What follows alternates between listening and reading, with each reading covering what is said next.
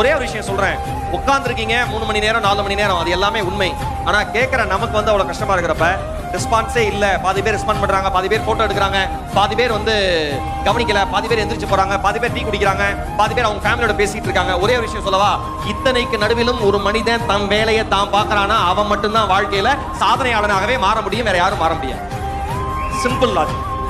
ஒரு சின்ன விஷயம், வாழ்க்கையில தொழில் செய்யற எல்லாருக்கும் சொல்றேன், உங்கள் குடும்பம் உங்களை நம்பாமல் போகலாம், உங்கள் நண்பர்கள் உங்களை நம்பாமல் போகலாம், உங்களுடன் தொழில் செய்ய வருகிறேன் என்று வந்த உங்கள் பார்ட்னர் உங்களை நம்பாமல் போகலாம், அல்லது யார் உங்கள் பிசினஸுக்கு பணம் கொடுத்தாங்களோ முதலீடு பண்ணாங்களோ அவர்கள் உங்களை நம்பாமல் போகலாம். ஆனால் ஒருபோதும் உங்கள் நம்பிக்கையை மட்டும் நீங்கள் இழந்து விடாதீர்கள். அது மட்டும்தான் உங்களை காப்பாற்றுகிற மாய சக்தி.